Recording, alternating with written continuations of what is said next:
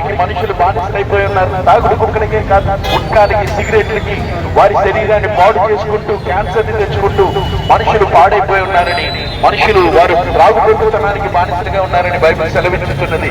మీరు నేను ప్రతి వాడు ప్రియ సహోదరులారా పాపమును విడిచిపెట్టి, ఇదిగోండి పాపమును, త్రాగుబోతుతనాన్ని, తిరుగుబోతుతనాన్ని విడిచిపెట్టి పశ్చాత్తాపడాలి. ఎందుకనగా దేవుడు మనుషులకు జవాబు చెప్పబోతున్నాడు. మనుషులు దేవుని ఎదుట నిలబడబోతున్నాం. మనము ఆ రోజున మిమ్మల్ని రక్షించేది ప్రభువైన యేసుక్రీస్తు వారు. ఒకటే, మనుషులు తమ పాపమును విడిచిపెట్టి పశ్చాత్తాపడాలి. మనుషులు తమ మోసమును విడిచిపెట్టి, తమ హృదయంలో ఉన్న చెడుతనం, అబద్ధములు, వ్యభిచార తలంపులు, అశ్లీలత, ప్రతి విధమైన పాపమును విడిచిపెట్టి మనుషులు పశ్చాత్తాపడాలి. ప్రియ సహోదరులారా, ఇది దేవుడి యొక్క వాక్యము. మనుషులు పాపమును విడిచిపెట్టి పశ్చాత్తాపడకపోతే ప్రతి వానికి తీర్పు ఉన్నది. ఆ తీర్పు నుంచి నువ్వు నేను రక్షించబడాలి. ప్రియ సహోదరులారా, ఆలోచించండి.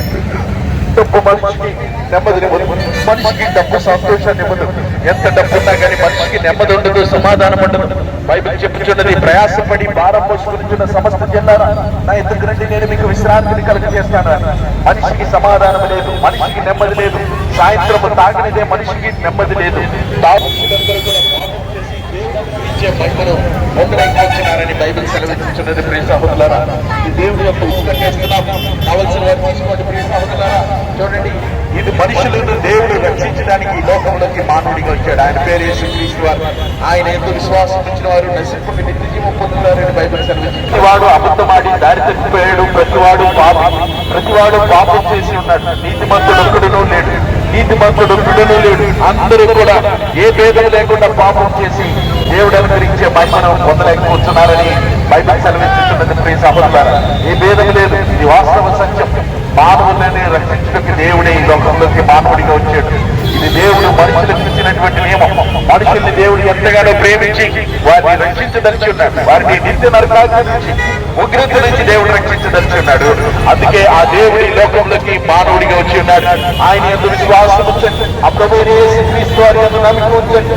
ఆ దేవుడి యందు, దేవాది దేవుడైన యేసుక్రీస్తు వారి యందు నమ్మిక ఉంచి రాబోయే ఉగ్రత నుంచి తీర్పు పొందండి. ప్రియ సహోదరులారా, మీరు అనుకుంటున్నారా మీ మరణము ఖచ్చితం, మరణము ఖచ్చితం, మీకు తీర్పు రాబోతున్నది. మనిషి చేసిన ప్రతి పాపములకు జవాబు చెప్పవలసి ఉన్నది. మనిషి చేసిన ప్రతి మోసములకు, ప్రతి విధమైన కక్షలకు, అవిధేయతలకు, దోచుకునే తత్వానికి, ప్రతి దానికి కూడా మనుషులు జవాబు చెప్పవలసి ఉన్నది. ప్రియ సహోదరులారా, ఆలోచించండి. మరి మన దగ్గర జవాబు లేదు, ఎవరి దగ్గర కూడా జవాబు లేదు. ప్రియ సహోదరులారా, ప్రతి వారు కూడా పాపం చేత పట్టబడి ఉన్నారు. అందరూ కూడా మోసం చేత ఒకటి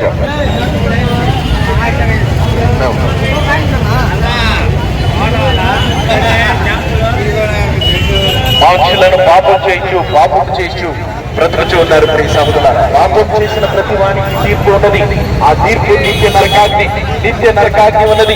నిత్య నరకాగ్ని, మండుచున్నటువంటి అగ్నిలో దేవుడు మనుషులను వేయబోతున్నాడు. ప్రియ సహోదరులారా, మండుచున్నటువంటి అగ్ని, మనుషులకు తీర్పు ఉన్నది. ఆ తీర్పు నుంచి నువ్వు రక్షించబడాలి అంటే మార్గం యేసుక్రీస్తు వారు. ఆయన యందు విశ్వాసం ఇచ్చిన వాడు, ఆ ప్రభువైన యేసుక్రీస్తునందు విశ్వాసం ఇచ్చిన వాడు నశింపక నిత్య జీవం పొందుతాడని బైబిల్ సెలవిస్తున్నది. ప్రియ సహోదరులారా, దయచేసి త్రాగుడును విడిచిపెట్టండి. మోసమును, బీడీలను, సిగరెట్లను మనుషులు విడిచిపెట్టి పశ్చాత్తాపడవలసి ఉన్నదని బైబిల్ సెలవిస్తున్నది. ప్రతి వాడు కూడా తాగుడును విడిచిపెట్టి పశ్చాత్తాపడవలసి ఉన్నది. ఇది దేవుని యొక్క వాక్యము. ప్రియ సహోదరులారా, పాపమును విడిచిపెట్టి మనుషులు పశ్చాత్తాపడినప్పుడే వారు రక్షించబడతారు. నిత్య తీర్పు నుంచి, ఉగ్రత నుంచి రక్షించబడతారని బైబిల్ సెలవిస్తున్నది. మిమ్మల్ని దేవుడు ప్రేమిస్తున్నాడు. లోకమును ప్రేమించి దేవుడు తన ప్రియ కుమారుడైన క్రీస్తు యేసుని మన కొరకు అనుగ్రహించి ఉన్నాడని, ఆయన యందు విశ్వాసం ఇచ్చిన వాడు రక్షించక నిత్య జీవం పొందుతాడని బైబిల్ సెలవిస్తున్నది.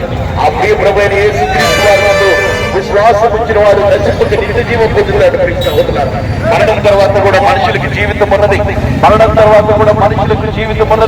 భూమి మీద మనుషుల జీవితం ఆగిపోవటం లేదు. భూమి మీద అన్యాయము, అక్రమము చేసిన ప్రతి వానికి కూడా దేవుడి ఎదుట జవాబు చెప్పవలసిన వ్యక్తులుగా ఉన్నారు.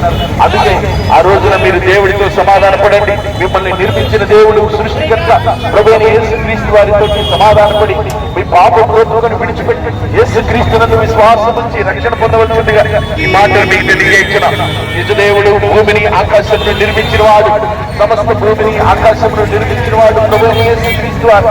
ఆయన యందు విశ్వాసం ఉంచండి. ప్రభువైన యేసు కానీ ఇంటిలో డబ్బులు ఇవ్వడానికి ఇష్టపడలేదు. వారు త్రాగుని ప్రేమించారు కానీ వారి ఇంటి వారిని ప్రేమించలేదు.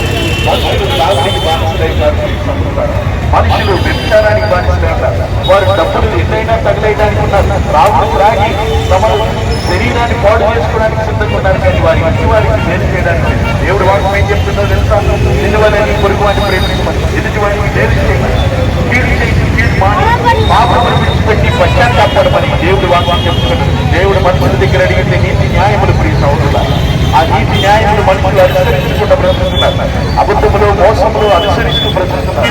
దౌర్జన్యములు బలత్కారములు ఎదుటి వారి ఆస్తిని, ఇంటిని, పొలాన్ని, అన్నదమ్ములు ఆస్తి గొడవలు మనుషుల హృదయాల్లో ఎల్లప్పుడూ కూడా పాపం తలంపులే ఉన్నవి ప్రియ సహోదరులారా. దౌర్జన్యముతోటి భూమి అతిక్రమంతో నింపబడుతుందని బైబిల్ సెలవిస్తున్నది. అందుకే ఈ మాటలు మీకు తెలియజేసినాం. పాపమును విడిచిపెట్టిన వాడు, పశ్చాత్తాపడిన వాడు రక్షించబడతాడు. వారికి దేవుని సమాధానం ఉంటుంది. దేవుడు మనుషుల దగ్గర ఆస్తి పాత్రలు అడగట్లేదు, డబ్బులు అడగట్లేదు.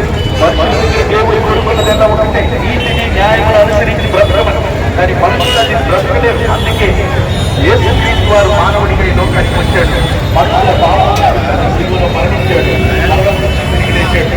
ఆయన ఎంతో విశ్వాసం వచ్చిన వారు ఆ ప్రభువైన యేసుక్రీస్తు వారి ఎవరైతే విశ్వాసం ఉంచుతారో వారికి సమాధానం, నెమ్మది కలిగింది, వారికి రక్షణ కలిగినని బైబిల్ చెప్తున్నది. వారికి దేవుడు ఇస్తున్నారు కానీ చూపిస్తాడని బైబిల్ చెప్తున్నది. ఆ ప్రభువైన యేసుక్రీస్తు వారి ఎంతో విశ్వాసం ఉంచండి. దేవుని కుమారుడైన క్రీస్తు యేసునందు విశ్వాసం వచ్చి పాపమును విడిచిపెట్టి పశ్చాత్తాపడవలసిందిగా ఈ మాటలు తెలియజేస్తున్నాం. దేవుని వాక్యము ఉచితంగా ఇస్తున్నాం, కావాల్సిన వారు తీసుకోండి.